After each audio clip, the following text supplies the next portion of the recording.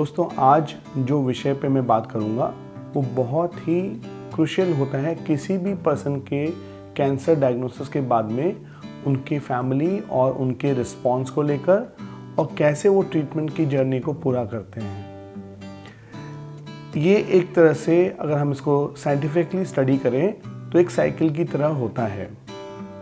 इसके अंदर बहुत सारे इमोशंस आते हैं, उनके कुछ फेजेस होते हैं। किसी के लिए भी खुद का या परिवार के अंदर किसी का भी कैंसर डायग्नोज होना एक लाइफ चेंजिंग इवेंट है। अगर किसी के नियर या डियर वन में इसका डायग्नोसिस हो या किसी को खुद भी एकदम चलती फिरती नॉर्मल लाइफ के अंदर ये डायग्नोसिस पता चले तो हम समझ सकते हैं कि उनके लिए कितना मुश्किल समय होता है। ऐसे किसी भी लाइफ चेंजिंग अनएक्सपेक्टेड इवेंट में हम लोग भिन्न तरीके से रिस्पॉन्ड करते हैं। ज़्यादातर लोग जो हैं, जो आम पर्सन है या कॉमन पीपल हैं, वो सबसे पहले एक फेज में जाते हैं जिसको बोलते हैं डिनायल। इसका मतलब वो एक्सेप्ट ही नहीं करते कि उनको या उनके किसी नियर या डियर वन को कैंसर नाम की कोई समस्या हो भी सकती है।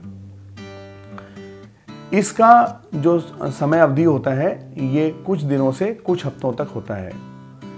कभी कभी ऐसे लोग जिन लोगों का कल्चरल या सोशल सर्कल साइंटिफिक नहीं है, वो लंबे समय तक कैंसर के डायग्नोसिस से अपने आप को अनभिज्ञ कर लेते हैं। ऐसे पेशेंट्स के लिए बहुत मुश्किल होता है कि वो आगे आएं और अपने चिकित्सक से मिलें और इसके बारे में वो आगे कुछ भी ट्रीटमेंट कराएं। डिनायल बहुत ही मुश्किल टाइम होता है जब उनको एक ऐसे सपोर्ट गिवर या ऐसे एक पर्सन की जो उनको मोटिवेट कर उनको ट्रीटमेंट के लिए प्रेरित करे, ऐसा उनकी ज़िंदगी में हो। बहुत बार लोग आगे ट्रीटमेंट नहीं कराते हैं डिनायल फेज में, और इसी वजह से अगर ये समय अवधि लंबी हो जाए तो कैंसर का जो स्टेज है वो स्टेज 1 से बढ़ के स्टेज 4 तक पहुंच सकता है। एज ए कैंसर स्पेशलिस्ट मैं आपसे अनुरोध करूंगा कि आपके किसी भी परिजन को अगर कैंसर डायग्नोज हुआ है तो उसको किसी बड़े टर्शियरी केयर सेंटर पे जाकर रिकन्फर्म कराइए। अच्छे और नॉलेजेबल ऑन्कोलॉजिस्ट को मिलिए और उनसे एक बार वार्तालाप करके पता करिए कि उनके लिए क्या बेहतर है। डिनायल फेज से जितना जल्दी निकला जाए उतना ही अच्छा होता है। होता क्या है कि एक बार डिनायल फेज जब हट जाता है और कंफर्म हो जाता है कि कैंसर है और एक अंदर ये फीलिंग आ जाती है कि कैंसर है, तो नेक्स्ट फेज जो आता है उसको बोलते हैं एंगर फेज। एंगर फेज के अंदर एक सबसे कॉमन क्वेश्चन होता है जो पेशेंट्स पूछते हैं कि डॉक्टर साहब, why me, why did it happen to me, मेरे साथ ही ऐसा क्यों हुआ? मैंने तो कभी जिंदगी में ना कभी स्मोक किया, ना कभी ड्रिंक किया, कभी कोई बुरी आदत नहीं थी, फिर भी मेरे साथ कैसे हो गया? मैंने हमेशा अच्छे काम किए, उसके बावजूद भी मेरे साथ कैसा हो गया? इस समय वाकई बहुत ही जेन्युइन एंगर आता है कि अचानक से मिसफॉर्चून मेरे साथ कैसे हो गया। दोस्तों, मैं इस बात से एग्री करूंगा कि इसका मेरे पास आंसर नहीं है। एज ए कैंसर स्पेशलिस्ट बहुत बार हमें नहीं पता होता कि किसी इंसान को वो कैंसर क्यों हुआ, क्योंकि कैंसर हमेशा जरूरी नहीं है कि कुछ कारणों की वजह से ही होगा। ये बात जरूरी है कि स्मोकर्स या पॉल्यूशन एक्सपोजर या केमिकल एक्सपोजर्स या लाइफस्टाइल चेंजेस की वजह से लोगों के अंदर कैंसर होने की चांसेस 10 गुना से भी ऊपर हो सकती है। लेकिन इसका मतलब नहीं है कि किसी भी आम इंसान को जो एकदम स्वच्छ और अच्छे वातावरण में रहता है और जिनकी जीवन प्रणाली बहुत सरल है, उनको भी कैंसर हो सकता है। तो ये स्टेज होता है एंगर का, इस दौरान इस तरह के विचार किसी भी इंसान के मन में आते हैं कि मुझे ही क्यों हुआ। और बहुत बार इस समय उनको अपने आप पर, अपने परिवार के सदस्यों पर या कभी कभी भगवान पे भी बहुत गुस्सा आता है कि उन्होंने मेरे साथ ऐसा क्यों किया।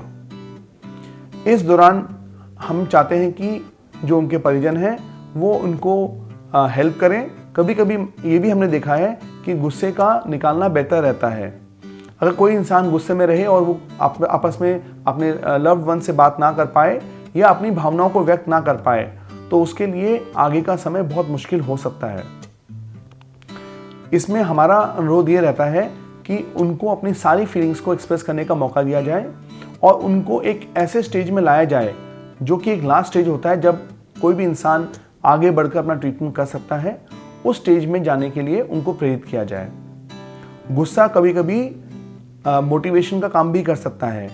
जब हम अपने पेशेंट्स को इस स्टेज में देखते हैं, हम कोशिश करते हैं कि हम उनको मोटिवेट कर पाएँ कि अगर आपके साथ हुआ फिर भी आप अपने लक को बदल सकते हैं, आप अपनी मेहनत से इस पर विजय पा सकते हैं, अपने जो सही तरीके के जो आपको काम करने चाहिए, ट्रीटमेंट राइट डायरेक्शन में लेना चाहिए, उस डायरेक्शन में आपको बढ़ना चाहिए। इस दौरान बहुत बार पेशेंट्स अलग अलग स्पेशलिस्ट के पास जाते हैं और कभी कभी उनका गुस्सा जो है वो डॉक्टर्स पे और हेल्थ केयर वर्कर्स पे भी निकलता है। नेक्स्ट स्टेप के अंदर होता है डिसबिलीफ।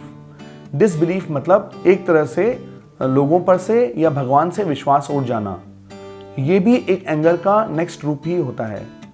इस दौरान कभी कभी लोग फॉल्स होप ढूंढने के लिए बाबाओं पर या ऐसी पद्धतियों पे चले जाते हैं जिनका कोई वास्तविक या साइंटिफिक तरीके से कैंसर के ऊपर कोई उपचार में उनका कोई उपयोग नहीं है। और इसी वजह से बहुत सारे लोग अपने कैंसर के ट्रीटमेंट को बीच में रोककर या ना शुरू कराकर एडवांस स्टेज में पहुंच जाते हैं। दोस्तों, मेरा अनुरोध आपसे ये है कि हम लोग विभिन्न तरह से जीवन शैली जीते हैं। बहुत सारे लोगों का साइंटिफिक एक्सपोजर नहीं होता है। तो आपके फैमिली के अंदर किसी भी इंसान को कैंसर जैसी कोई गंभीर समस्या होती है, आज की डेट में साइंस काफ़ी एडवांस कर चुकी है। मेरा सिर्फ एक अनुरोध ये है कि आप साइंटिफिक तरीके से उनका ट्रीटमेंट कराएं। अनफॉर्चुनेटली अभी तक भी आयुर्वेदिक या होम्योपैथी में कैंसर का इलाज नहीं है। बहुत बार फॉल्स क्लेम्स या फॉल्स होप की तरह से जब लोग ऐसे ट्रीटमेंट्स में चले जाते हैं तो उनको बाद में बहुत अफसोस होता है।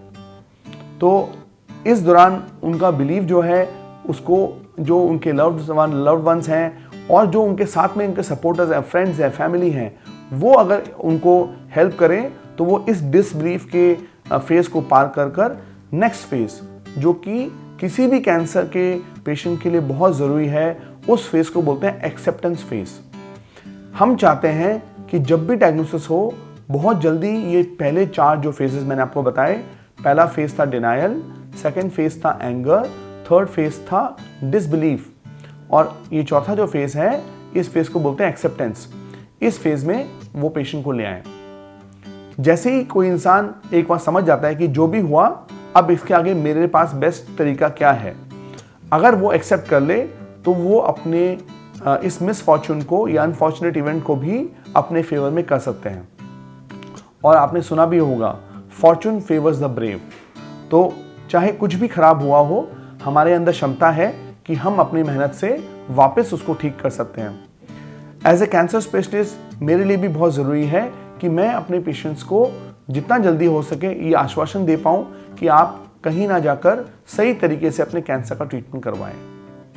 तो दोस्तों, मुझे आशा है कि ये जानकारी आपको अच्छी लगी होगी और आप इस जानकारी को ऐसे किसी भी पर्सन को या किसी फैमिली मेम्बर को जिनको कैंसर से लड़ने में इससे सहायता मिले उसे शेयर करिए।